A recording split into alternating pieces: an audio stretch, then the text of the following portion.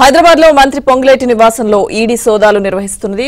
ఢిల్లీ నుంచి వచ్చిన బృందాలు ఏకకాలంలో 15 చోట్ల సోదాలు చేస్తున్నాయి.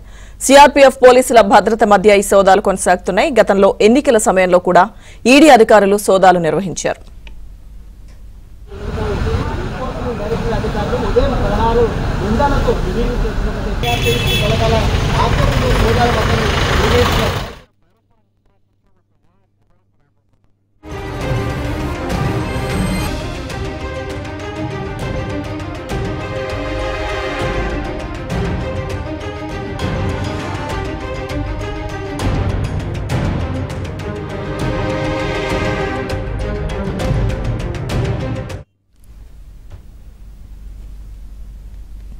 హైదరాబాద్ లో మంత్రి పొంగులేటి నివాసంలో ఈడీ సోదాలు నిర్వహిస్తోంది. సోదాలకు సంబంధించిన పూర్తి సమాచారం మా క్రైమ్ కరెస్పాండెంట్ ప్రవీణ్ అందిస్తారు.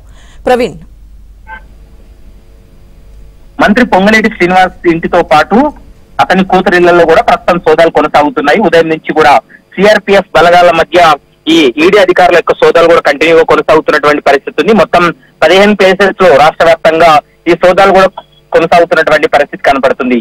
కొన్ని అనుమానాస్పదమైనటువంటి ట్రాన్సాక్షన్స్ పైన ఈడీ అధికారులు క్వశ్చన్ చేస్తూ ఉన్నారు. అయితే సోదాల్లో భాగంగా కీలకమైనటువంటి పత్రాలను స్వాధీనం చేసుకున్న తర్వాత వాటిపై కూడా పూర్తి స్థాయిలో విచారించేటువంటి అవకాశం అయితే కనపడుతుంది.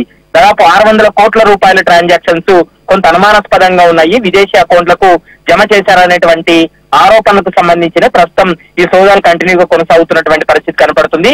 మరికొద్దిసేపట్లోనే వారి కుటుంబ సభ్యులను కూడా క్వశ్చన్ చేసేటువంటి అవకాశం ఉంటుంది. ప్రస్తుతం జూబ్లీ హిల్స్ లోని పొంగులేటి శ్రీనివాస్ రెడ్డి కూతురు ఇంటితో పాటు అతని ఇల్లు, మరోవైపు అప్పా జంక్షన్ వద్ద ఉన్నటువంటి పొంగులేటి ఫామ్ హౌస్ లో కూడా ప్రస్తుతం ఈడీ అధికారులు కొద్ది నిమిషాల క్రితమే చేరుకొని సోదాలు కూడా కంటిన్యూగా కొనసాగిస్తున్నటువంటి పరిస్థితి కనపడుతుంది. గతంలో కూడా అంటే ఎన్నికల సమయంలో కూడా ఈడీ అండ్ ఐటీ అధికారులు కూడా సోదాలు చేసినటువంటి పరిస్థితి ఉంది. ఎందుకంటే ఎన్నికలు సమీపిస్తున్నటువంటి తరుణంలో అప్పుడు నామినేషన్ వేయడానికి వెళ్లేటువంటి సమయంలోనే ఐటీ అధికారులు పొంగులేటి శ్రీనివాస్ రెడ్డి ఇంటితో పాటు అతని కార్యాలయాలు, మరోవైపు ఖమ్మంలో కూడా సోదాలు చేసినటువంటి సందర్భాన్ని మనం చూస్తాం.